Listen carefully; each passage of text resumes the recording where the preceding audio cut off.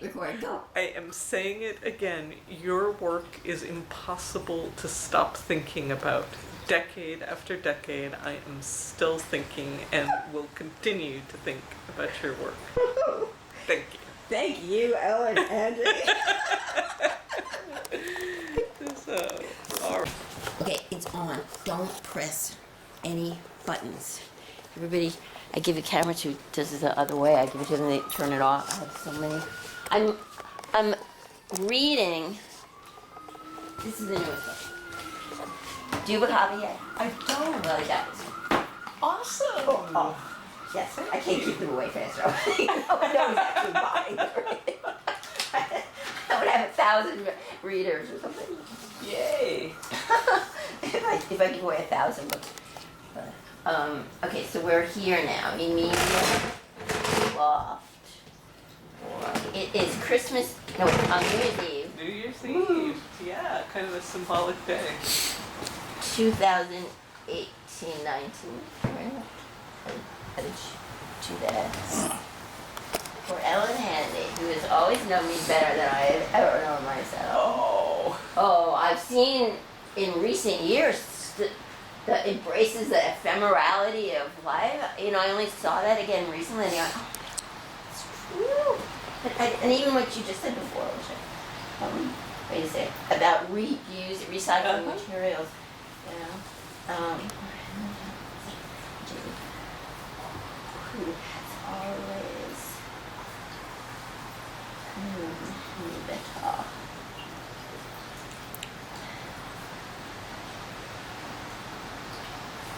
Is the red light on under your fingers? Oh, happy New Year. I don't see a red light. No, okay. You just moved your hand, so I see it. Barbara, thank you so much. I'm so sad. We'll immediately read it with fascination and excitement. More than once. Thank you. Okay, repeated readings are required. Well, they seem to be. I'm getting a lot of feedback, and the feedback I'm getting from people who have been reading it repeatedly, because I play a million games. It took about 40 years, a little over 40 years now, to write it. I'll show you. Wow. I can't wait to plunge into this. And it has 55 photos between it. Yeah, I see there. So it's part on of almost every page. You've got it's every chapter. Every chapter. Okay. And then I put together this little file of some of the reviews of the books you're interested in, and some of the show things about that. There are more, but this is, Awesome. There is. And this is a Christmas card and a New Year's card. Oh! How fabulous! Both of them. Thank you. And last but not least, this is a mock-up because it's still at the printer, but this is the postcard for the shows So exciting. coming up right now. Oh, momentarily. Yes. I'm Really? going out of my mind.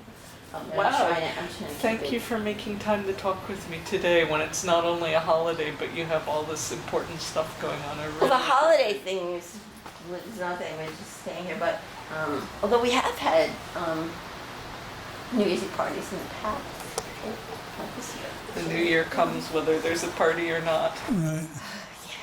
Okay, so this is what there is here. Okay.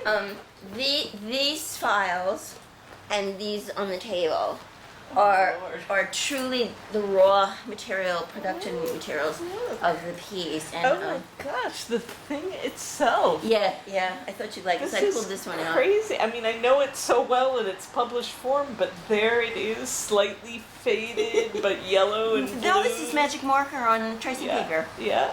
I was setting up all of the possibilities and how to design it, so I pulled out that file for you. But all of them are working materials for all the books, not in any particular order, because I'm still getting them, organized. Then, what these are, were the first texts and real photographs. These are tipped in gelatin silver prints. Now, what made you decide to make it that way? Alex Harsman. Alex was the person that wanted me to do this book in the first place. and we did 2 versions. I have a trunk which is under here that I thought I could get it out for today, but I couldn't. That has, these are in additions, and you see these are different. Right. The Different text is, design. well, if these aren't the 2 text editions, there are 2 text editions. They're autobiographies in narrative form. This is about my doll Penny, and little by little it turned into the book you know. And it went through. That's a lot of transformation. Yes. From this enormous fat vertical thing to this slim horizontal. These are, see under, do we store things in the attic in case we'll need them again? The caption, surreal-y kind of things, the way it stayed, do we store things in the attic? This, which I just happened to, pull up. And the way the little bits came from, sometimes I look at the world from inside of my body, this is here somewhere too.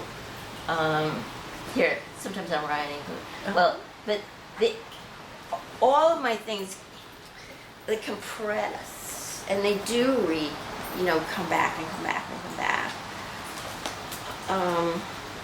Very few people have really seen my work, so when people say what's new, or I don't really care that these images come back, and they're, well, maybe because the source of your work is your life, and your life is always your life, and your past is always your past. my past is my present. It's always your present, that's right. You carry it with you, and you inhabit it, and so you're still working with it today, just as you were 10 years ago, 20 years ago, 30 years ago. It's always a kind of autobiographical thing, and in my case, it's quite close to. And because I don't have the trunk out, I don't have all of the intermediate stages for everything. I just have some intermediate stages. So this is, Sensations was done pretty much the same kind of way, although this text stayed as it was, but still has the tipped-in photographs. And this Barbara, would it be okay for me to get my phone and take a picture of this? I would love to be able to preserve that visually, and my memory may not be as good as a photo. Oh, absolutely. I have a lot of photos of studios that I lived in for different years. I'm trying. The creation of the artist is something that I'm doing too. Like, I made this artist character.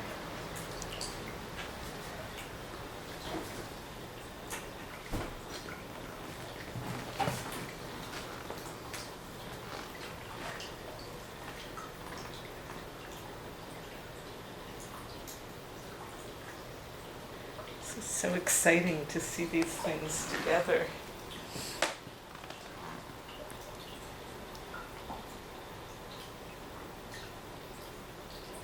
Barbara's work is always like looking inside her brain or her life, but this is going behind the scenes, looking inside, seeing all of the variations and transformations. True.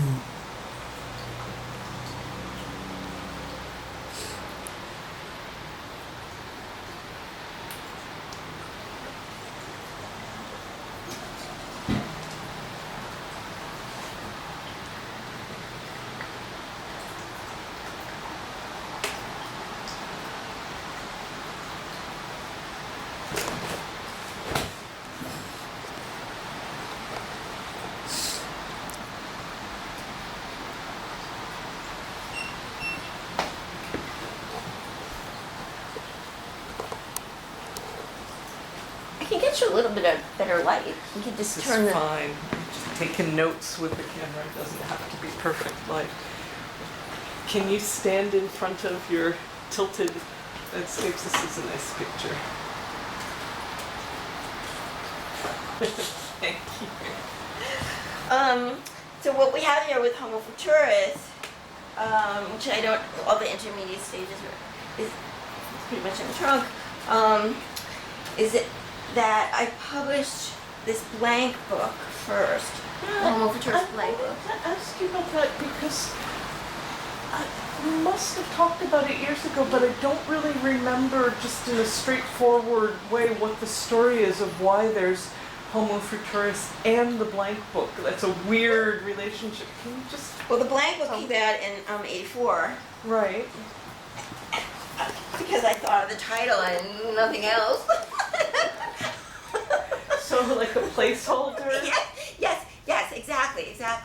But I did things with it. I turned it into a game, and it has these rules, and people can send it back and forth. I didn't know about rubber cement at the time.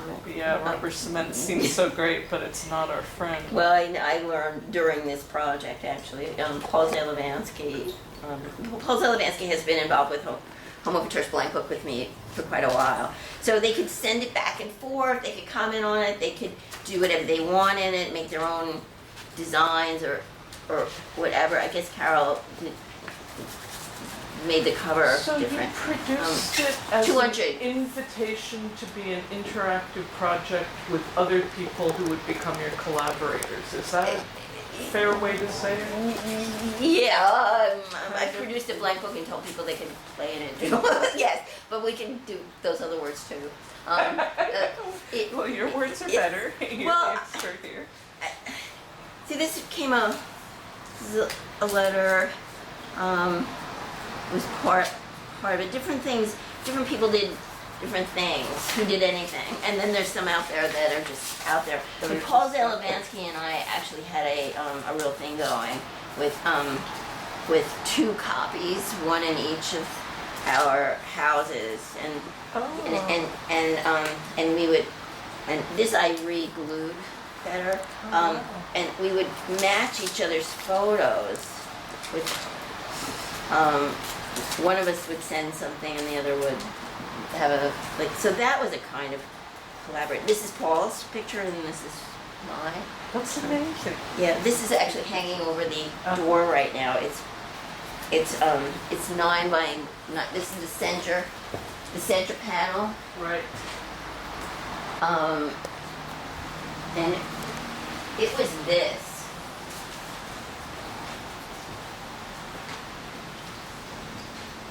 If you look from across the street. Right. Yes.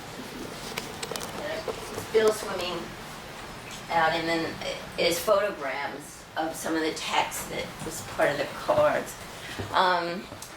So what I did with my Homo Futurus blank book is that I started pasting newspaper clippings in it, which are in that box, the original materials stuff, and photographs that were coming along at the time. So you literally did it like this in a blank book before it became the published version? I don't seem to have one though. Like, I'm not sure.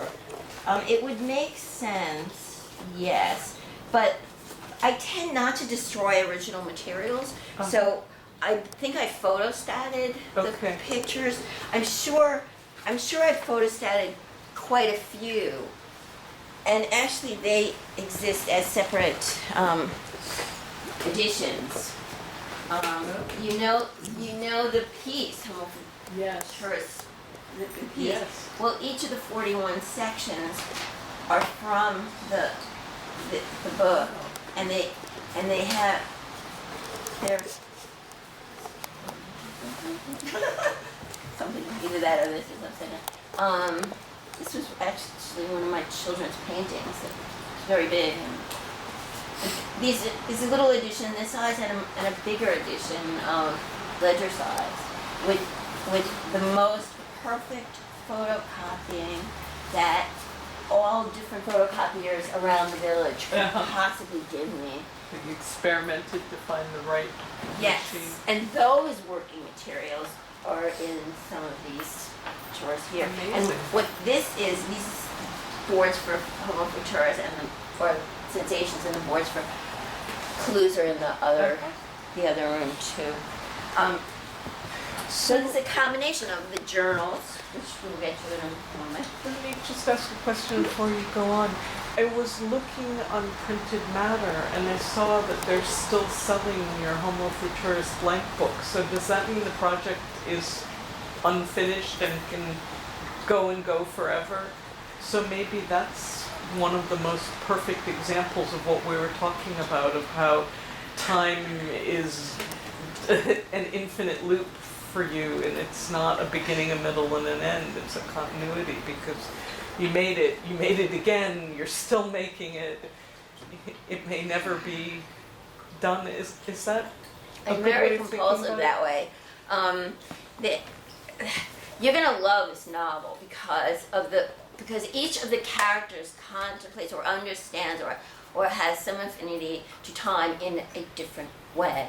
And there is one character that thinks of time as a single unit with different properties. And then there's one character that thinks you can't even, there is no still frame in the morph, is what she says.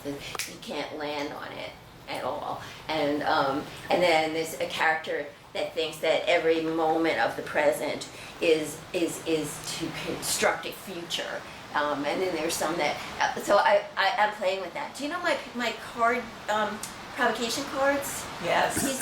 That it has evolved in 10 languages now. I give them out in the plazas of all the cities that I go to, and with their languages on the other side, accumulating. Do you find you get different reactions in different cities, or is it the same wherever you go? One of the things that's been happening is, like, today you've come over to talk about the books. Someone came over to talk about Propagation Cards project recently for an article he wrote for Believer, which should be out soon. And I was able to put together all of the parts for that and think about them as a unit, too. There's not only different reactions in different cities and different seasons of the year and things, but among the different people. And I've practically kept every piece of paper that's really relevant to me since my birth certificate.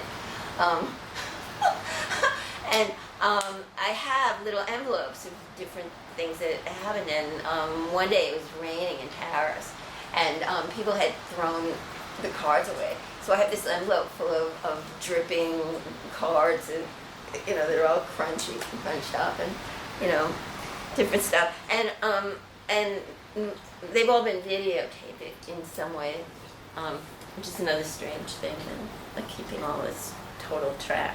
Because I think one of the things that I have created or am creating as part of my work is this artist character, who observes every single dictum of how to be an artist. So is creating that character part of your art, or is it your life? Or I'll let somebody else answer those kind of things. Right. I don't know. The art churns in, life churns into art for me every second. And you recently said that thing about embracing the ephemerality, which I hadn't either understood at the time or forgotten at the time, whatever. And as I've been putting everything together, and I put things like on the website and stuff, I said, wow. Oh, I don't know where this came from. Yes, my house is falling apart. So continue on down here, and what we have, we noticed on one side, right? That's Yes. the one after that. There are photographs on okay, then came Wish for Amnesia.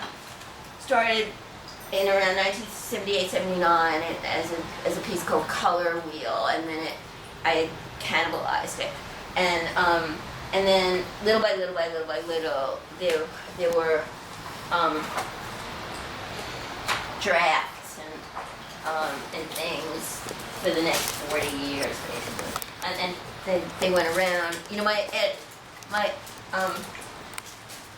agent was Gunther Stolman, Zanias Min's editor and agent at the time. Yes. That's amazing. Yes, yeah. Yeah.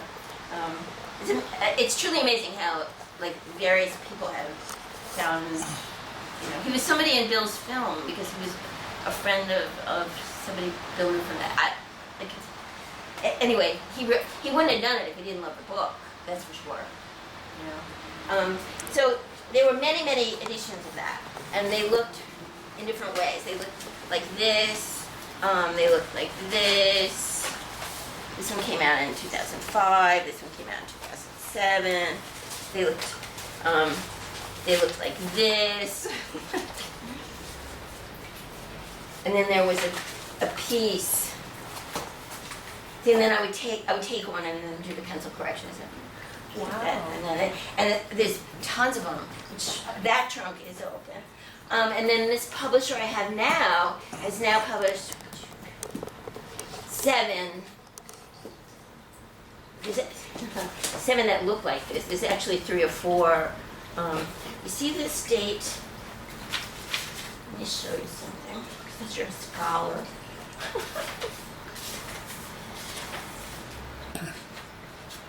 See, this is January 2nd. The one you have says January 4th. 100 years from now, people are going to be struggling to keep this all straight. You are making complicated puzzles. No, I mean, the puzzles are in the book. Like, things that appear at different, everything ages through the book, and everything gets more corrupted. And characters that the relationship between natural and supernatural, and who's who. People have used the word quantum. That's a quantum book, but I mean, I want to be careful with that because there's this guy Murakami or something like that, and I've read a number of his books, and I hate them because he doesn't actually make things happen in the book. He says they happen. Well, anybody can do that. I actually make them happen, but I don't want to be associated with that type of like it's a murder mystery, it's sci-fi, it's romance, it's teen, this book breaks every genre. I never meant that, I mean, I don't go into things with the idea of making these changes. It's just altogether too natural. You are naturally and inherently a genre-breaking and combining person. Everything you do is that way. It is, isn't it? Yeah. And only trying to conform. I mean, yes, it's true. It's true. I'll have to take your word for it, but I don't really think of you as a trying to conform person, Barbara. I wanted to be able for Thomas Hardy to read my book and not feel it's a stupid book. Like the people that I have 7,000 books and mostly literature. Nabokov, I like Nabokov, to enjoy my book. And that's what I'm after. Like, the greats have taught me all of the intricacies and fun and details and, of novel writing. And every time I'd read a draft, everything would expand. I'd see the scene clearer and clearer, and the dialogue would come like more and more real. And it wasn't at all that I said, okay, well, Nabokov has butterflies, so I'm gonna, or in no way. Like, I just let everything get absorbed, everything. That little video that I put online, Mandates for Art, it says I'm overstimulated, and then everybody laughed. And yes, it's true. And I'm trying to control that. That's why, by the way, I'm distorting all the 35 millimeters. I'm trying to set up all the verticals and horizontals. Interior. Tell me more about that. Interior. There's an article in the Chattanoogan. Bob Dombrowski called me the artist of instability, because I'm Great trying phrase. I'm trying to. That is what's going on here. Like, all the photographs are taken at these like dynamic things. Hopefully they keep their they're in a struggle. They're in a, everything's kind of moving and it stays still. But I'm trying to straighten everything up. And it started with these. It really started with them. Exciting. You know why I took those that way? I'm sure See, we I talked told about it, but I No, may that I'm trying to conform. I'm trying to do everything right. I took the photographs like that because there were garbage cans and cars, and I just tried to crop them out. And then when I looked at them on the contact sheet, I said, oh, these are stupid. But somehow I got the idea of straightening them up, and then I did the edges, and that's how these happened. It wasn't that I thought the photos were stupid, but that I wanted to play with the concept of straightening them up. So all the horizontals and verticals in all of these. Excuse me, I have to go pee. I can't. All right, put it down, and then we'll just get the audio for a while. Moving right along.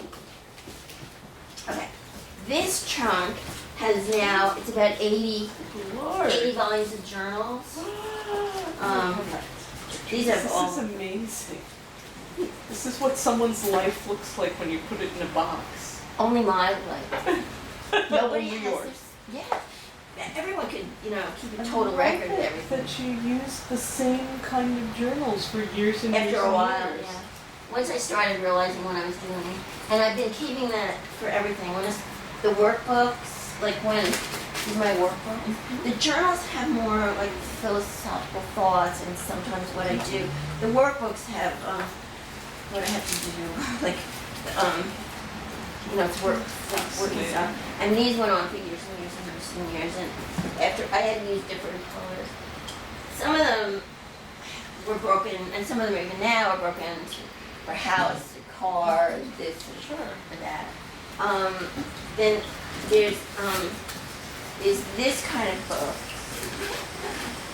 which is always, these are always these little, wow. ones. And these nice little cases my kids had left over when they had CDs. Okay. They're perfect as notebook holders. Yeah, and they have a nice kind of expansion. There's 3 of them. So there's tons and tons of journals. That's what I meant. I bet Millions upon millions of words and thoughts and experiences. I skipped something. This is what's coming next. Sometime or other. It's 15-year decade of madness. There's 1,000 and 1,000 words.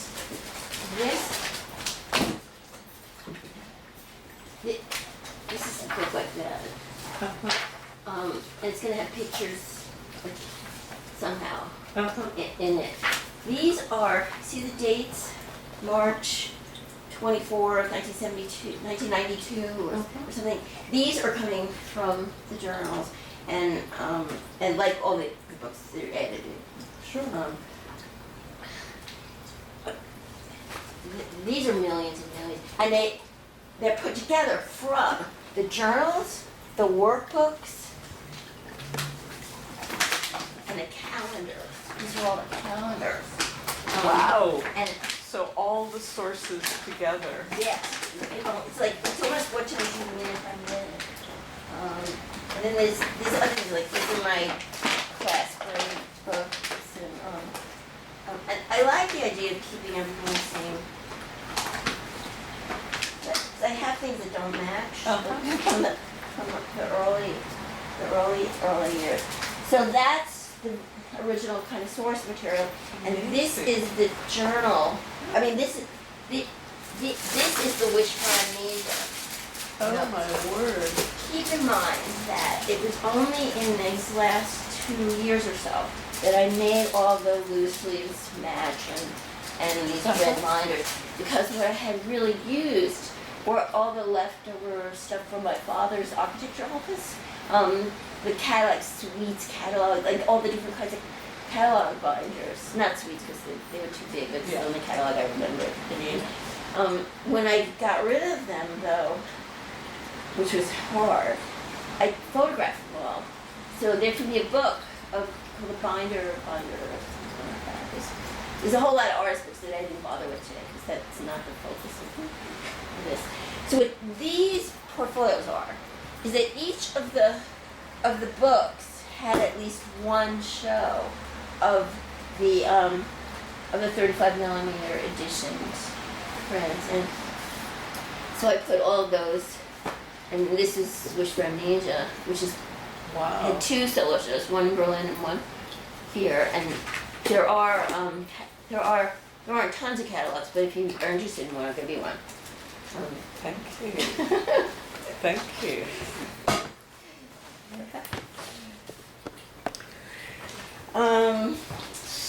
So let's see. So basically, Barbara, am I just misremembering, or is it the case that a long time ago you were not as organized? oh, totally. I remember once in your old space, you're spreading out on a table, maybe that Ping-pong table, table. just, ping pong table, Yeah. piles and piles of stuff and sort of pieces of paper flying, images, and I was thinking, ah! And now you are the archive of you. It's meticulous, it's ordered, it's documented. When did this start and what made you become so mindful? Have a seat.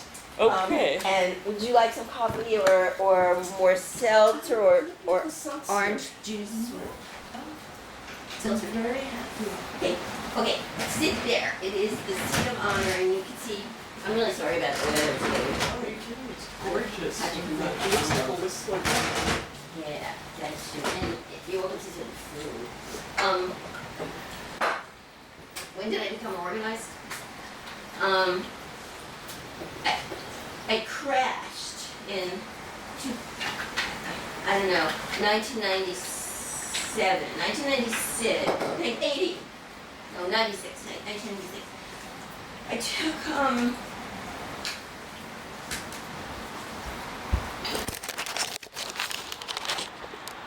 getting your show back. Well, or maybe we'll just, I don't know. we're sitting still, you can just set it down. Actually, you know, what I do sometimes is pass the camera back and forth. Okay. Okay. When did I get organized? When did I get my shit together? All right. All right. In 1996, I organized a tour of the Danube countries with old and new masters of Super 8 and both of my kids and one of their friends and Bill to do solo programs of Bill's and my work and a compilation of Super 8 filmmakers. And we dragged heavy real films from country to country doing like one night stands in several countries along the Danube. The trip had been paid for. Krista Biederman, who I'm still in touch with, that I had met at the Brussels Film Festival in 1990, set this up through the Vienna Film Festival. So we had several days there, and then like bum, and then to come back, and we ended up at we ended up in Venice, but I didn't show there. My last show, two of them, were in Budapest. A video show at one place, and then Art Pool, which has become an enormous collector of my things in Hungary. They've got maybe 40 pieces now. Yeah. So that's my biggest collector in Europe. Well, I got back and I only know this looking back about when it all started. I was working on Soul and Psyche, and sometime around that moment, I went to Rochester and it was snowing, and I think it must have been the Christmas vacation of 96, 97, and I had just started on Prozac, and I ended up in a state of catatonia on the day of a little buffalo at the circus, and Bill took the kids, and I couldn't move my body, and it was strange decline for maybe we should do this way. Strange decline for 15 years with 30 medications, and I was teaching at this book that I showed you with all the little columns, 15-year Decade of Madness. It's gonna go through the journals and work materials into that stage, and then out again, with the segment called Cold Turkey at the Dog Run. We had moved here by that time, which is another big, incredible stress of me moving with family. And I was teaching at several colleges on the same day, one in Bridgeport, Connecticut, and another one in Purchase, and another one on Staten Island, and another one in Nassau County. And I kept trying to consolidate so I'd have work days, not teaching days. So I'd have like a 9 o'clock, 2 back-to-back morning classes at Parsons, and then 2 afternoon back-to-back classes at Staten Island, and then a 4-hour class I could Purchase, and then I'd have to find a parking space all the way in the West Village and come home around midnight. And somebody objected to getting to class at 6 o'clock. She'd rather get at 6:30, so my class had to end at 10:30 at night up in Purchase. It's cold up there. And anyway, I totally collapsed, and my public career was on a rise by that time, and it just left. I didn't really stop working. The piece when you first come into the door, affection, affectation, and the shoes pieces. Those were some of the last big things. They never got editioned, and those pieces up there are only like proofs. So like things got to a point and then didn't get further. And there weren't any more published books after Soul and Psyche, which I think has now at 97 date or something like that. So things were slow getting out. And then around 2003, my brother talked me into submitting to an architecture magazine. I was looking for, like, I don't know, it wasn't exactly a contest, but it was ever about the edge. So I created this portfolio of things that I just put together of houses and people on the edge, and they published it. And it was, it's a really bizarre little compilation of my things. The magazine is somewhere else, but these were like 6, and I set it up with this design, and it was the first little step out.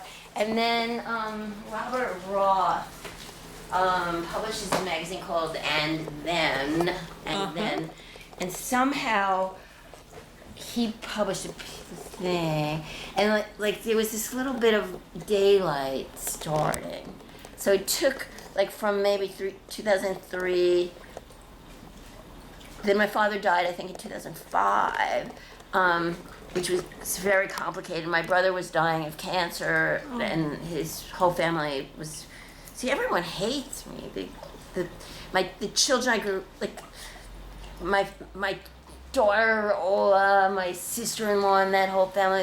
They this is not a good thing being this kind of different. Everybody wants to be different. I never want to be different. I want to fit in. Well, so he was dying of cancer, and my father died, and he had to do the estate and like deal with all that kind of stuff. But I did get some money, and I decided that I would travel, and I set up these pieces. This is some of the mylar that was in China. I think they faded a little bit, and that's one. Too, and these are the small ones. These are those huge things. And so the first year was China, and so I went to Japan to visit too, and but China to show. And then the second year was 2007, Moscow. And I don't know how I happened. I just started talking people into giving me shows. Excellent. And little by little, it's been, you saw the postcards on the door. Yes. I stayed in New York last 2 winters, but I've been at film festivals and performances, and I have a column at Ragazine, and the work it's beginning. People are beginning to close. See, there's 300 publications I'm in up there. Stephen Stocks calls me the most unknown famous artist in the world. That's a great title. And coming from Stefan, it's particularly great. Well, he showed my video. It's one of them, but he thinks that's my best work. And his daughter is well, I don't know if maybe I'm supposed to keep this secret. I don't know, but she's well, nothing's cemented down yet, but she was here to see something in particular, and she's been following a lot of my work too. Great. So they're big supporters. And Mitchell August, I know what happened with him. There was a show, 50 artists who some conceptual use of their body and media and blah blah blah blah blah. 50 of them, and I was not one of them. And I shouldn't have expected it. I mean, I'm not in the in crowd. I'm not in any crowd at all. And it was all the usual Martha, Franklin Furnace, Wilson. Martha Wilson. Martha Wilson. I mean, she's never actually opposed me. She actually showed me at the very, very beginning. And her page as alternative space idea about my work was extremely important to me. Let's talk a little bit about that. I'm curious about your relationship to that show at Franklin Furnace and also to the Visual Studies Workshop, which I think of as a place that's all about the idea of the book and the page as alternative space. So was it important for you to connect with those two institutions on your journey? Yes. I had to convince Printed Matter, or they eventually became convinced of my position by themselves, that books do not have to be bound or pageanted or in any way. And it took them many, many years to accept most of the work that I had there. Mm-hmm. There had been a big, stupid schism between the handmade people and the boss-end people. And the smaller the medium, the worse the politics are. Super 8 is like the nastiest people in the goddamn world are in that medium there. Poetry's, well, anyway. Let's not worry about poetry. That will take us on a tangent. Tell me how you came to publish your books through Visual Studies Workshop. Was it a personal connection to Joan Lyons? Or? I'm trying to remember this because I know how the publication started. They started with Alex Harsley from 4th Street Photo Gallery. I walked around with my portfolio one day. It must have been 1977, something like that. And I literally walking down, I walked down 14th Street and I went into the photo gallery at 14th Street Y, and the guy there said, "Oh wow, yes," and it wasn't a portfolio; it was a binder full of my work prints, or my file prints. Someday I'll tell you about my system for photographs. And he said, "Wow, I want to do a show of all of your photographs where you have things lined up." And I turned him down like right away. It seemed to me that it shrunk the context, or it was too narrow a definition of my work. Uh-huh. I mean, I might have just said, "Let me think about it," or whatever, but it didn't sit well with me.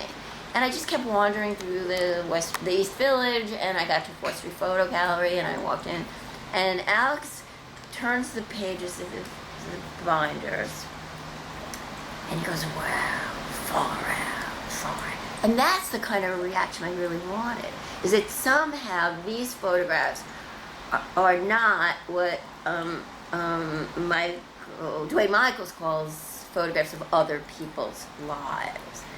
They are pictures of the outside world, totally unmanipulated. It's that time anyway. But they were completely about this internal person. No matter where I take pictures in the world, they don't look like that. They look like, my things. And he says to me, what else do you do? I don't know, I'm 26 years old. I keep journals. He goes, can I see him? And he came over to the loft and he says, I'll do a book with you. You want to do a book? Let's do a book. He just published a book about China. You can get it, blah, blah, blah. So that's how this started. That's why there are all those autobiographical texts. And I showed you 2 with real photographs in them. Yes. There were editions of about 4 with the real photographs, and then Xeroxed, so that each of those have an edition of 4 Xerox books bound with that little spiral binder. I have a spiral binding machine. Uh-huh. A couple of different kinds of binding machines here, actually.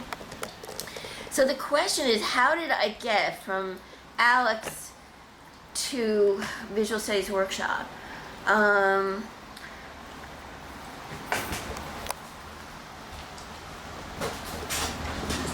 Places.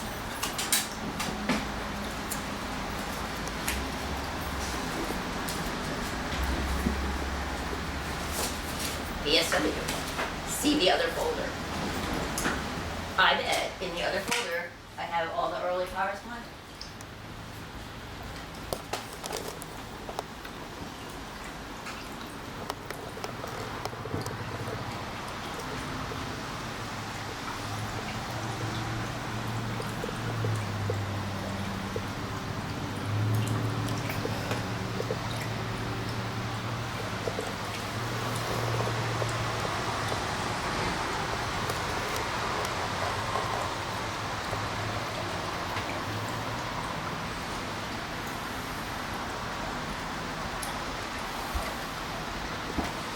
Let's answer the question. Wow. Yep. This is why you have archives. All questions can be answered if you open the right drawer. The pages in here are not here. August 25th, 1985. So this is after that, 87. We have the bill for the cover stock and. See, when I went to museums, I was kind of thrilled to see this kind of stuff from artists, and I wanted to keep it. That's wonderful. September 9th, I don't know what a year this is, but this is a letter from Joan to me, right? And with some notes. Did you become close to the folks up there at the workshop? Rochester's kind of a long way away, so I'm imagining you weren't spending a lot of time there. I'm not a social being. No. Uh-huh. Okay. There's an artist in residence thing here. Wait. This is 2009. Uh-huh. So, and I didn't get it. They were residencies of some kind. I guess Ed Reed from the print shop. Now I date every single piece of paper I write on. So smart. With the year, not just Tuesday. Yes, I know. It makes all the difference. Yeah. There were some promises that weren't exactly kept about the edition size, and that they split the cost of the publication with me, and told me, and took half the edition, and then told me that if I had any books left, they would buy them back, and they would continue to sell them as long as the edition was open. And that didn't happen. They disappeared, and that was part of my crashy thing, that everything was disappearing. I am desperately looking for correspondence and materials between me and the new museum. They came several times for visits. Marcia Tucker came took a collection of all of my books in her black leather backpack, which I thought was a really snazzy thing to have. And then somehow after her death, I got them back from somebody who didn't understand that she had actually taken them to the library, and I'm trying to like connect, like re-sew up Yeah. things, or have myself rediscovered by some of the new people.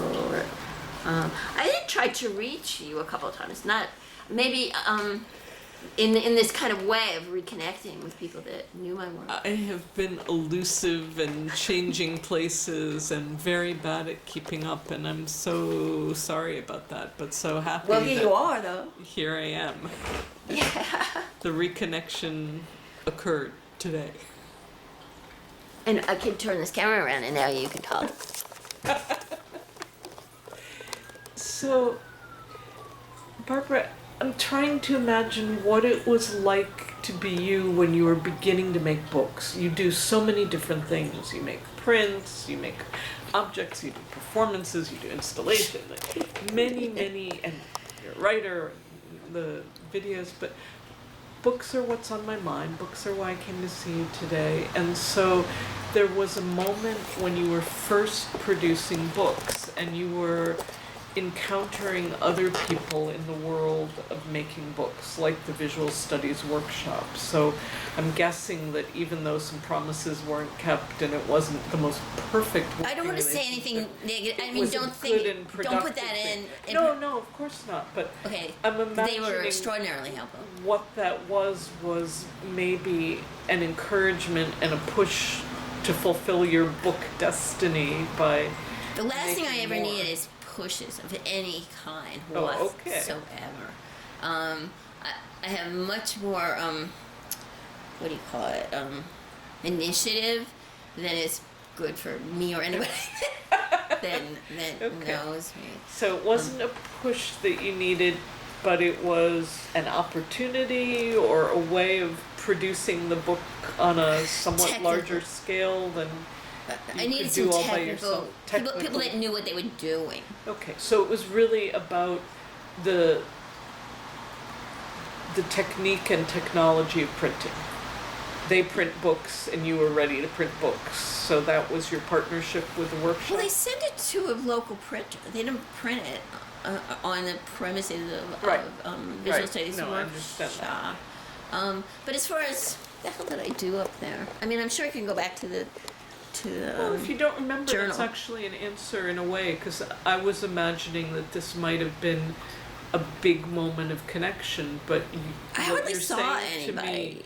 makes it sound like more, no, that was just part of what was happening and you were on your path and the path led through Rochester. But I'm sure that almost everybody that gets residencies and all that stuff does all kinds of socializing, and I'm sort of dumb in that way.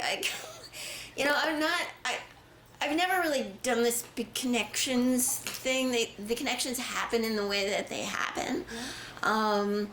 And my mother had a thing that affected me, I think, as a kid. My mother, if I have tried to make friends with anybody or call them up or something, she'd say, "Why are you running after that person? Like, why are you running after her? Why are you running?" And I only recently began to connect that phrase to that's you know why. interesting. Yeah. Okay. So let me shift gears a little bit and ask you about the one book we haven't been talking about so far, which might be my personal favorite of all your work ever, and that's the Old Address book. Do you see that book as being related to the other ones we've talked about, or is it separate and a different kind of a project? Because in a way, it's the most autobiographical of anything, because an address book is even more intimate than the calendars and the journals that you showed me in that trunk, isn't it? You have a copy of it, right? I do. Yeah, okay. I do. It's part of a double project. old address book / totem and taboo. Have you ever seen the other half? It's a photographic unfolding book piece that you can hang on the wall in different configurations, and you can stand it up as a sculpture. Good heavens, how have I missed this? I'm such a fan of the address book. I had it bound by a rabbi who finds old Bibles and Torahs.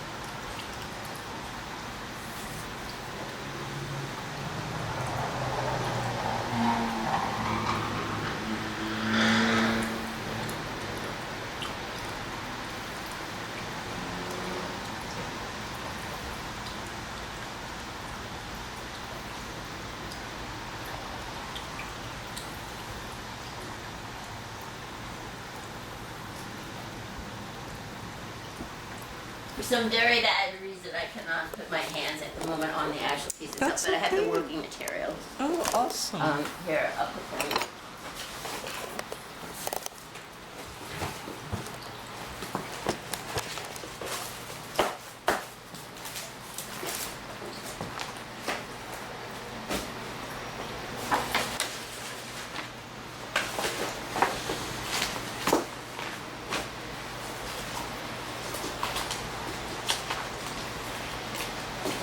These are the pages. They're real photographs that are dry mounted back to back, and the segments. Let me just segments. Yeah, sort of. This is of course working material. Oh, wow. It has a double. It's a double cross. It's another one coming down, and they're back to back, and it'll stand up on the table, and That's amazing. Julie Kaplan showed it, and I may have some pictures of that online, or I could send you JPEGs anyway. I do have the photographs, and this from the cover was my mother's. What I wore for my mother's funeral. Oh, wow. And you know the story is that I was copying my real address book, and I was trying to keep it hidden. And the people think that they talk about taboos. They don't. You know, your address book, that's a taboo. Right. Your finances, that's a taboo. Those are Right. real taboos. And what you did to get this show or that show, or like those kind of things. I mean, people think that they're talking about the same kind of sex that everybody has, you know, or you know. Yes. I mean, that bores me to death. And even using your children in your work, since I've done it so much, you know, and she did that, she did that. I don't. You know, so when I realized that I was actually facing a taboo, that's when I realized I had to break it. So in that case, I guess maybe I did deliberately break it, but I did it because it was disturbing to me to have that kind of corruption. I'm interested in corruption. You'll see everybody in my book gets corrupted. I think I did something that made the focus go off. Forgive me. Oh, really? I thought it was well, maybe it had autofocus. Wait a second. How do I do this camera? Yeah, it's autofocus. Oh, okay. Oh, I see what you did. Wait. It was the I think I the picked it range. up wrong. Here you did this. There. It wasn't the focus. It was the what is that called? The the angle of view. The angle of view. Got it. The angle. Okay. So, what was the reaction when you did that project? Nobody sees my stuff. There's no. Well, you mean at Dooley's? Well, I'm not sure which project it is, but I have a little record of Dooley. Don't publish this either. But it's in 15-year Decade of Madness because it's in the Okay. journals of that time, Yeah. so it's going to be there. Asked someone else who was showing the gallery whether they were ashamed to be to be showing me, and in fact, I think it was the piece. It was one of those pieces, but I think it was the one that I put up again in the foyer. I think it was Dan, somebody that you might have shown to, another printmaking person. But I think it was he that told me this. I showed videos at a place called 2B on Avenue B and East 2nd Street. At a place called the gas station 2B. Yeah. And at the end of the show, people stood up and started screaming that they stayed to the end just to tell me how insulted they were by this work. And, I'm always blindsided by that stuff. Well, that's what it is to be an experimental artist. If there's no pushback, you're not experimenting. But let's talk a little more about the address book. I want to ask you if something I've always thought about that piece sounds right or resonant to you or not. I can't really explain why, but from the first time you showed it to me, I thought, this little book is deeply, deeply about life and death, and many other things as well, but it seems so intensely in the place of intersection of the vibrancy of life and the intimation of mortality. And I see a lot of life and death themes in all your stuff, but more so in the address book project than others. What do you think about that? Am I going on a crazy track here? For a long time, I actually kept a running list of people as they were dying in the book. And it hung at one time next to the double cross piece of it. Wow.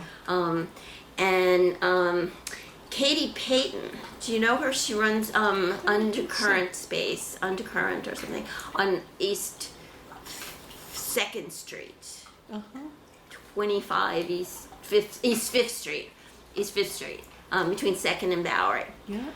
That's her favorite piece as well.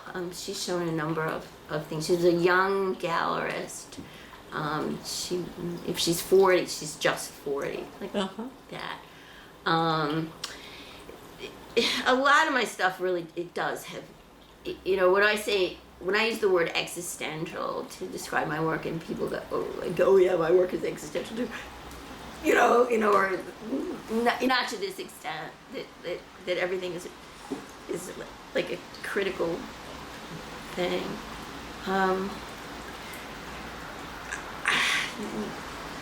It wasn't made that way. It was made really because of the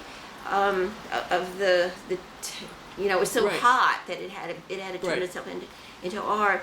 There was another book published about the same time, the same size of it as well, Names Lives.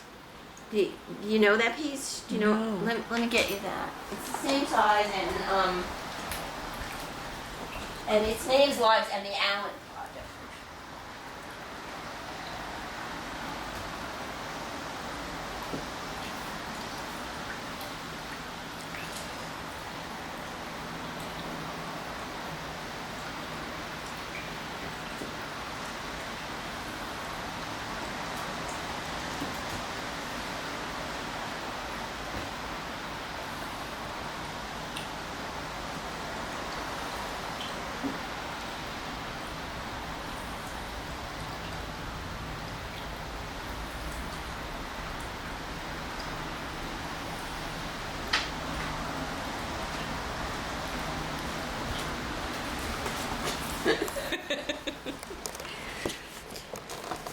It's probably the same.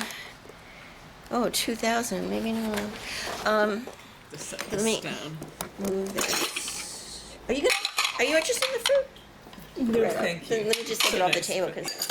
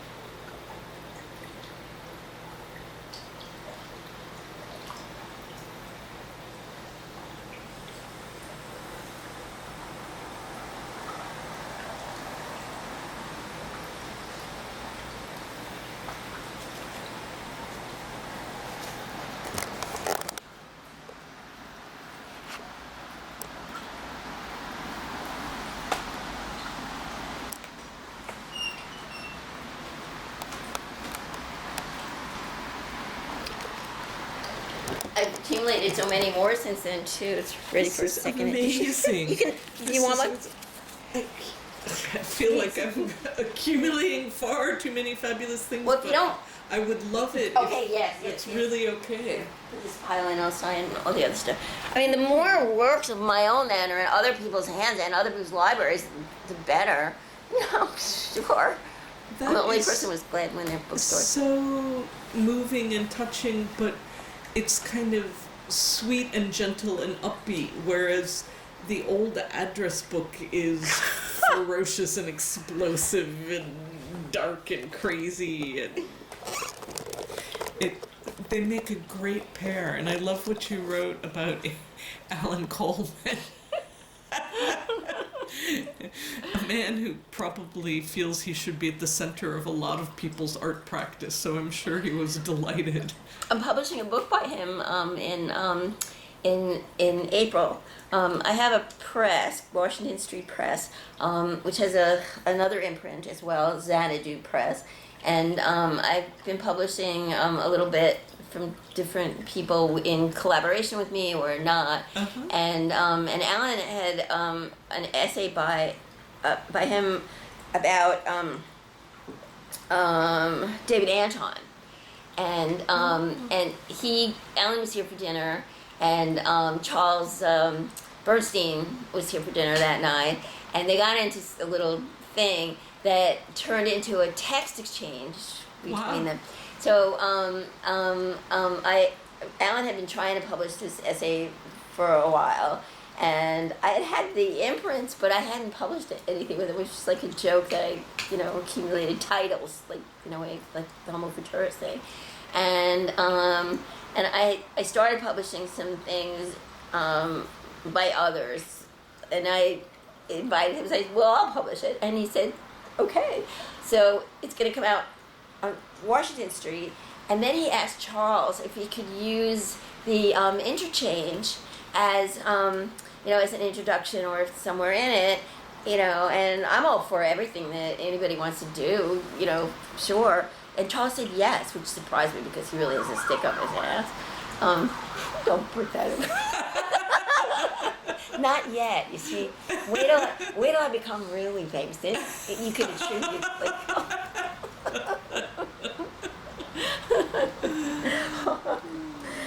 and I'm also publishing Charlie Morrow, who, do you know him? The sound guy is a sound artist. He's living in Helsinki now. He set up my shows in Helsinki. I've only been in his presence 3 times in the last 50 years, and 2 of them was just this last couple of months because of these shows. Jerome Rothenberg is writing the introduction to his book. Like, everybody's sort of coming to me. It's like, Barbara, how do you have time for all these different things? Well- You must never sleep. I get up early, like 3, 4, 5, but Wow. but I unless I'm out late, I visit somebody sometimes. Unless I'm out late, I'm in bed pretty early too. If I'm on a roll, I'll just keep working. The day I like is 5 a.m. to midnight. If I get up a little bit before 5 and make some tea and start to work, and then have breakfast maybe at 8 o'clock, I would bagel or something, or 10, or like, it just kind of keep going. But the problem is that there's millions and millions and millions of details and technical crap that's involved with everything that I'm doing, and I get very agitated not being sure of which thing I need to do first. Well, you so- seem to have that figured out since you're doing an incredible number of things and they're all getting done. Yeah. Lately, I have to. I have to say, okay, I have to finish this certain thing or get to a stage, with this today. Like, I had to get the postcard to the printer yesterday. So I'm learning how to make a decision and stick to it. And if I'm having a technical problem, and it's taking up too much time to solve it, not show that piece, show a different piece. Like to make these kind of That's great. yeah.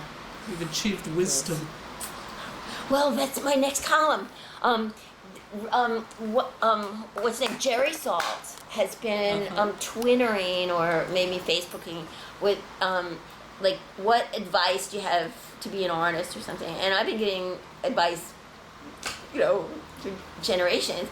Like, I see something that really works for myself, and I say, try this, try this, and I'd answered him a couple times, but I'm not on Twitter very much, and I'm not on Facebook very much.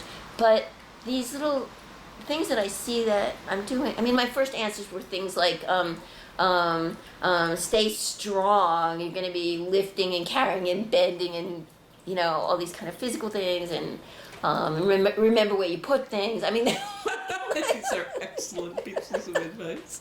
well, that's, I've started to jot down, like, these kind of things, and I think my January column is going to be that, because I've gotten the reputation already in this column, is like telling everybody what to do, or like being, like, I'm trying not to be too bossy, and I'm trying not to use the word should, and like, but these are hard lessons I learned, and somebody called clues to myself, a something dynamic, I don't know what the adjective was, textbook for would-be artists or budding artists. And when was that? 1981? And I didn't even know.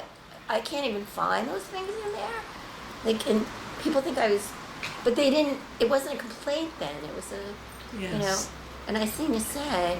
And I think I've come to the conclusion that I'm actually creating this artist persona of everything that everybody, from Otto Rank, the difference between an artist and an erotic, and like these kind of, the difference being that an erotic tries to change life, which is unchangeable, and the artist, of course, can just change things all the time, which is, you'll see one of the characters in Amnesia is like involved with that sort of thing, and like the question of whether she can change reality as well as she can change. But I'm not that character. I'm all the characters, and that's from Steffenville. Because when I was in high school, one of my friends told me that that Hesse was all of the characters in Steffenville, and I thought that was really cool. So it was one of the things I wanted for this book too. That each of my tendencies comes out as different. Wow, characters. fascinating. So, would you say that in general you spend equal amounts of your time producing text, producing images, connecting the two together? What's predominant? Well, I'm sure that I deal in many, many, many more words than pictures, but I'm moving pictures around all the time and changing them and shooting. They didn't understand in Australia why I was upset that the shows in Sydney were canceled, and it was because I set aside time for myself to be out in the country like all by myself and do the shows in the cities or whatever, and I felt that I was taking away the time that I could have been in the outback taking pictures or taking trains all over the place and things. Odd thing is that those shows are still on their resumes as if they took place. The Melbourne shows took place in the I don't mean on my resume, I mean on their website. Yeah. That's what I said. Yeah. I understood. And Melbourne took place Brisbane, and there were a lot of them. The girl that took what was her name? I'm losing it. I don't know. Somehow I ask people to do shows and they do it. There's some little girl doing, I don't know, she's 35 or something. In Miami and Rio, she's doing some things, setting things up, and it's very strange. That's wonderful. The Mitch August thing I started to tell you, that Martha Wilson and Yes. 50 artists, but not me, in the definition of doing exactly what I do. I sent him a letter. I sat down and I wrote this like 3-4 paragraph letter explaining why if he's got 50 artists and one of them really ought to be Barbara Rosenthal. And I waited a couple of days or a week or something and I didn't get an answer, and I went in to see him and I brought it. What do I have to lose, man? Wow. Nothing, Chutzpah. Yeah, and he said, your letter's here on my desk, and okay, I'll go see some of your work, and little by little by little, Wow. I did it. Good for you. I got a lot of moxie lately. That's great. It's 0 and +1, right? If you're not having a show, you're not gonna have two. You're not gonna not have two shows, Right. Right. So that's something actually I want to say in my column about artists. But I have to be careful because artists now, or maybe they always were, I don't know, but they're very famous and career-minded and all that stuff. They're not letting their work pull them into it. They're making work in order to be in a show that says the word. It's a totally corrupt thing, and I think too many actually don't have talent. They don't have the raw talent, and they're just crowding the goddamn field, which pisses me off too. You have a great quote somewhere about not being in support of activist art. I can't remember how you put it, but retrograde. That's Yeah. that's right. You want to tell me a little bit more about that? I've tried actually asking some of those artists what their big thing was last year.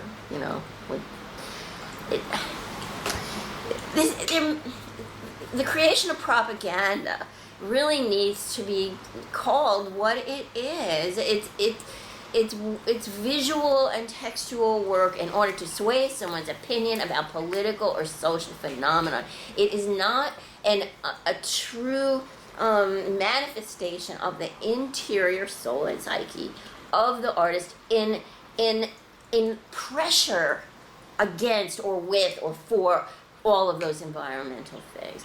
It's too boringly focused, and it addresses people that already have the same opinion, and everybody's so affirmative, and blah blah blah blah blah, and there's if these people, well, I don't think anybody that could have been an artist didn't.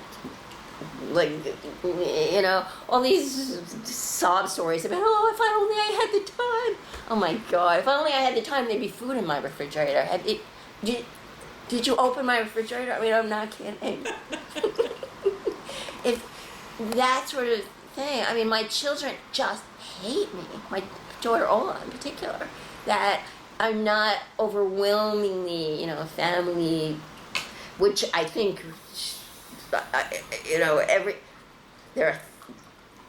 See, on one hand, I want to say there are thousands of photographs of all my kids, but that may be one of the things that they don't think is my mothering.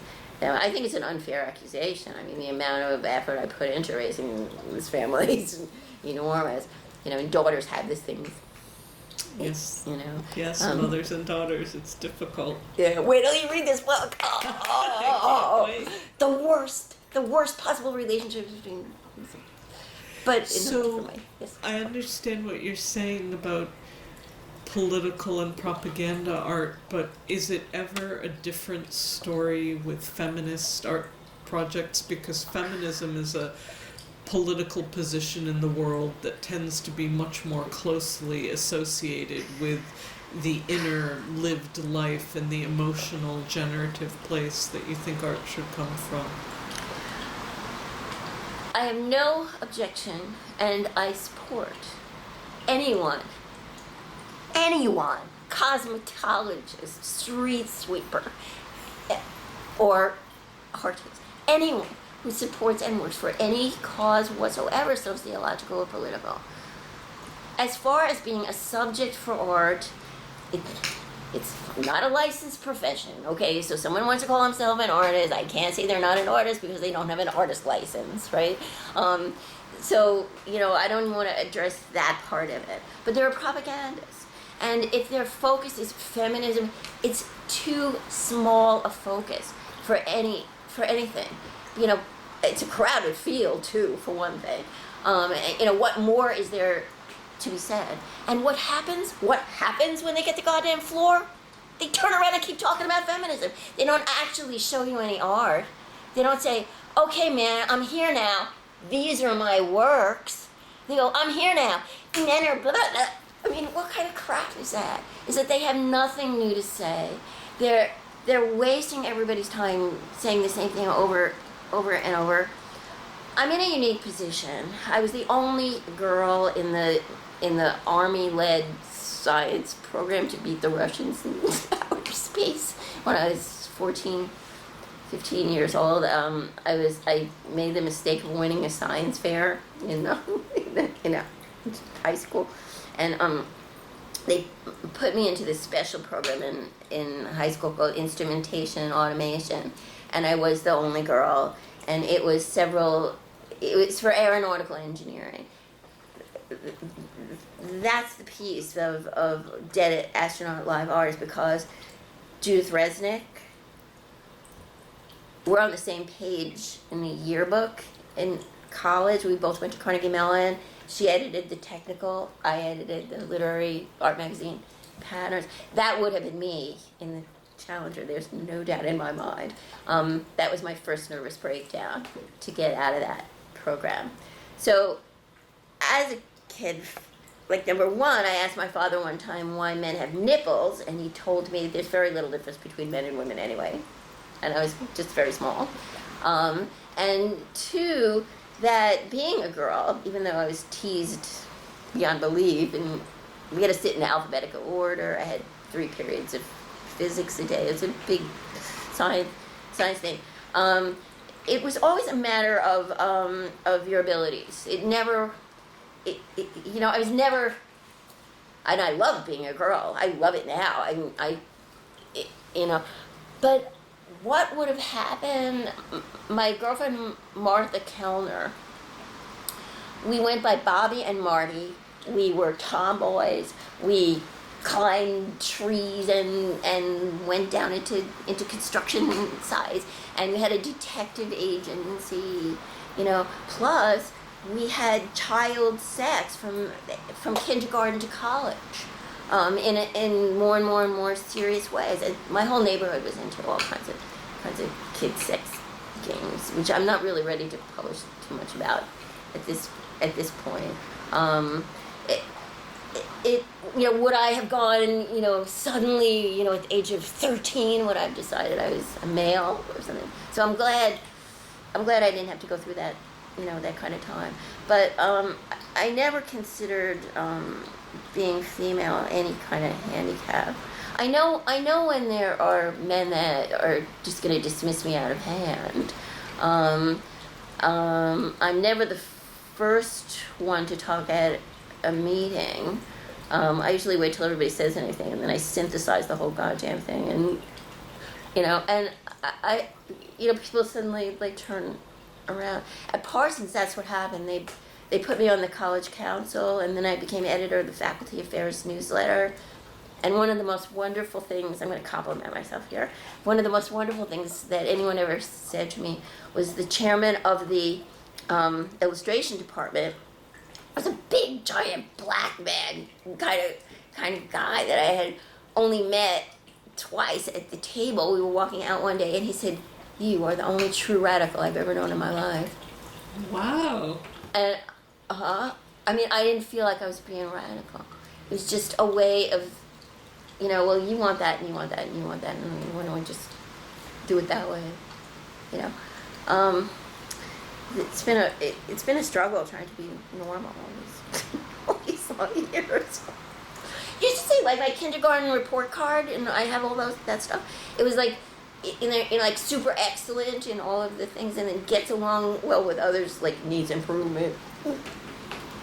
My classes were changed. My junior high, they had to keep changing my sections, and at some point, kids were throwing my things out of the window, and Wow. I do not try in any way to be different. I think everybody should be just follow, live and let live too. So I think what I'm hearing you saying is that for you, it's about individualism. It's about being who you are and doing what you do, not belonging to a category or a group or a movement. Does that sound right? No. Okay. Because if you think about the books that I've actually done, like Homo Futurus in particular, and there's an article about me from somebody in Melbourne, Australia, that says that I use myself as a guinea pig. What I actually think is about me is that I think it's true for absolutely everybody. That I think that that we are an animal species, which is something else I want to talk about in a minute. That we are an animal species that has much, much more in common than we have apart. And in expressing ourselves individually, if we would allow everyone to express themselves individually, we'll find enormous commonalities, because the taboos of things that we don't talk about are the things that we have exactly in common with each other. And allowing a total understanding of what it means to be human, with all of this range of behavior and range of preferences and things as being normal, not that everyone has to follow. That one of the characters about time thinks that, and says a single individual can change a moment for the entire world. We're seeing this, of course, with Trump, but I found and it was true with Hitler. I mean, it's true, but his idea is that any person can change it anywhere, and he reaches a pinnacle of political power, and then of course he's shot.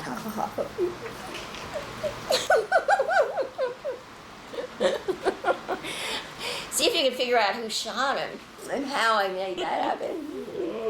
Yeah, cool. I don't know. I guess I lost my train of thought.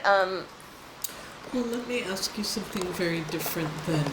I came to visit you today because I'm going to give this paper at a conference in Oxford in the spring about photo books by women.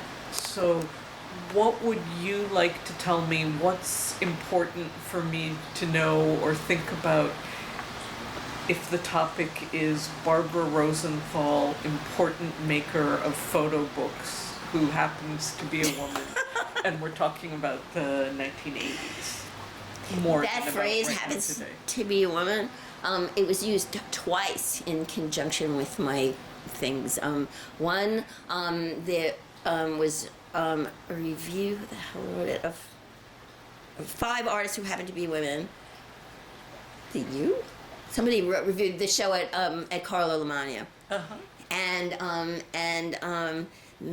me, Carolee Schneeman, Linda Montano, and 2 other people are in a chapter in George Myers Jr.'s book. Only the 5 of us are in this chapter called Cretan Bull Women, and he uses that happen to be women too.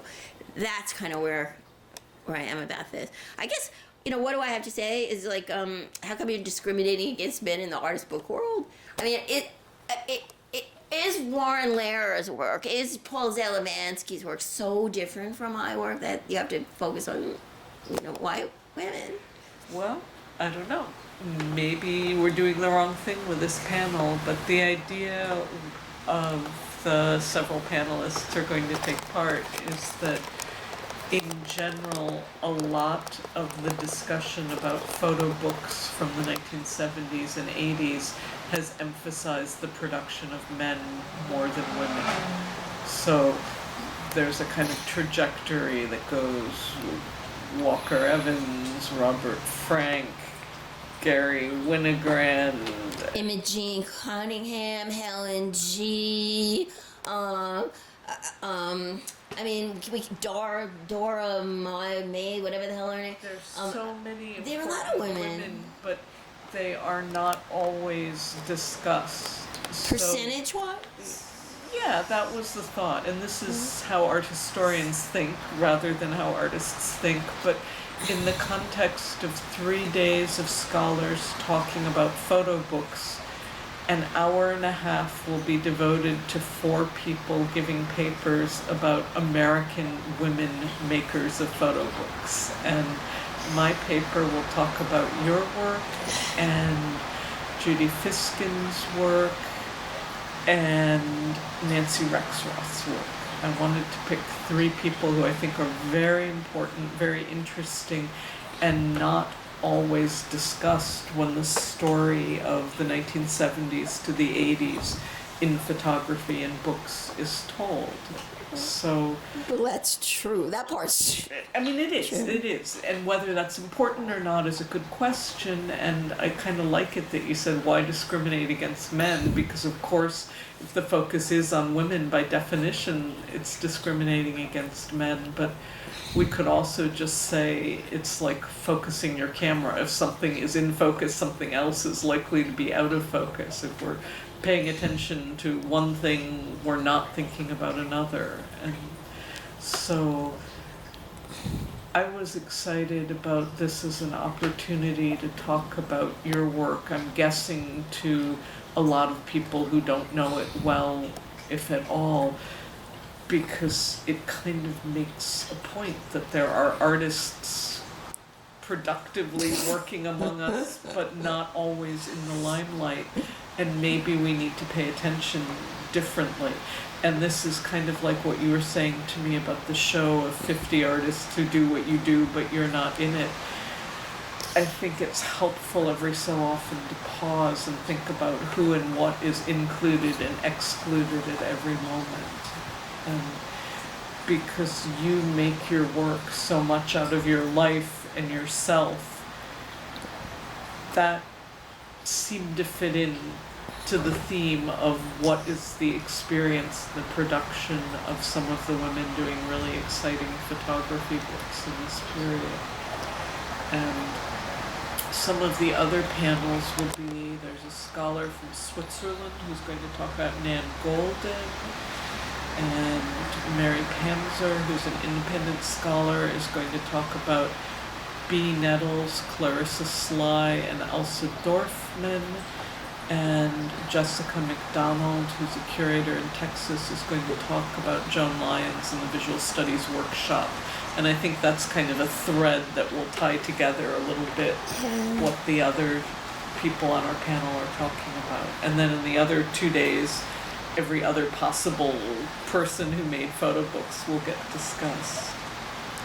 So I hope this is okay with you, that that's my plan. You can't stop me, but I want your blessing to go and talk about your work in this way. Sure. Thank you.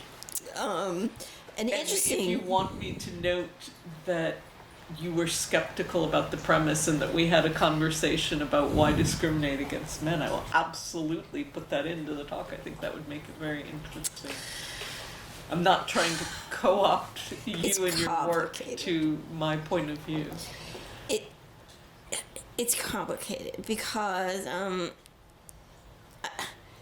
I wouldn't like to be included in something because I'm a woman. I'd like to be included in something because my work is excellent and great.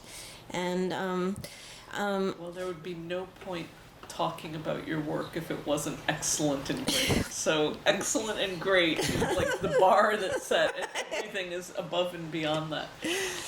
When I first sent Robert Pincus Swinton a copy, he was a very influential professor I had in at Queens, and we got to know each other. I had a Volkswagen bus. I drove into the city, and he was my passenger every class. And when I didn't drive in, we took the subway and the bus back together. It was a real drag, and it was a lot of talk. And I quote his answer to me when I, asked the question that, what is art? And I asked him directly, and we were on the subway that night, and he said, art is what an artist makes. And it was that was part of that moment of commitment that, well, I'm going to create the artist. I'm going to be the perfect artist in order to make work that's really art. So that's been part of it. So when I sent him the book, he wrote back to me, which I have in my file, and one of the things he said was that artist books, particularly by women, are getting a lot of attention now. And at the time, I didn't think that was, I thought that was a coincidence, that kind of thing. But the big women in artist books, what's her name from JAB? Richard Castellanos had written something appreciative of me. We're very much on the outs now because he's tried to use me as a slave, but I refused. So he, no. Oh, he's terrible. But anyway, he said something nice, and then she decided to erase me from history. I can't remember her name. Journal for Artist Books. You must know that. I would think. Johanna Drucker? Yeah. So suddenly I became on her shit list for some reason, which I think has to do with Richard, and but not through me, but just that if she's a friend, she's an enemy or something. Right. And the umbrella person, blanking on her name, she died of breast cancer. Or Judith. She always reviewed my little things, but I was never a person that she called when she came to New York, and it was never anything that she wanted. And as far as the girl who put me into Cortland, and she's decided to hate me too. I don't know why. I really don't. I can't think about it too much, but somehow even though Australians, there was an intercepted email, which they probably wanted me to see deliberately, but I wasn't supposed to get it, and it says something about being universally despised. Yikes. Yeah. But I grew up with that, between my mother saying, why run after that person, and just having everybody being Jewish was part of the difficulty in the neighborhood. But even beyond that, by the time I got to Jewish summer camps, I couldn't manage to have associations. But the women's thing, you'll see, I have a scene where a woman gives birth in Amnesia, a scene where a woman dies, a mother dies. The odd thing is that the character is Caroline, that goes through all of those stages, and there's a review that came out in Journal for Artist Books is reviewing it now. JAB. Yeah. Well, a review came out in Home Planet News, where the reviewer was incredibly appreciative of the language of the book, and the blah blah blah blah. And he said the weakest character was the most weakly developed Caroline, and I can't believe it. She's like in every chapter. Caroline and Jewel drive to the country. Caroline and Jewel drive to the city. Caroline's this. Caroline's that. She gives birth. She tells you all about being Jewish. About like you know everything. You know how she's traumatized by her mother. You know how she's traumatized by the death scene she witnesses. You know what her hairstyles were every time she colored them. You know what her legs look like. You know how much marijuana she smokes. You know every single thing about this woman from the time she's 4 years old until she's something at the end. She makes love with 7 people or something like that in the book. Like she describes sex in the 60s. I mean, every single thing you can possibly know. By another person called her the most important character in the book. So I definitely deal with women's issues, but only perhaps we could say women's experiences. Yeah. All right. But also the way her husband puts her down, like these, but they're all. I think they're equally weighted characters in their own way. Well, I can't wait to read. So, all right, you've been so kind and so generous to take the time on short notice and have this conversation. I should probably get going in a little bit. What have we not talked about that's important? Anything? Take a quick look at some of the other books that I produced since you were here, because I thought the focus was totally on the photo books, but you talked about old address book and you wanted to see the other, so just take a look at them. Address book as a photo book, and let's just talk about that. For me, well, they all are in that way too. Incredibly important is that it's pictures of text, and when you took out that folder and were showing me the materials, prints, you made prints, and it seems very, very photographic. So I think of it as being maybe a little bit more a conceptual art piece than some of your work, but I see that as very, very pictorial. Is that wrong, or? Do you know Angel Doll Volume? No. Those I think I have some of. They're it's physically one of the black journals with my doll collections you passed, photographs of one of the dolls, the front and the back of the doll, with wings from some of the birds that I collected, dead birds and insects and stuff like that. And I photographed those wings and put them on. And then I used hardware to put there's an edition of 6 of those, and it stands up. So those are photographs that are physical too, and then I have some that are attached to wood, which I think of also on pages, but there's some sculptures too. Let me just show you the other twos, and I think I can shut this for that part. Okay.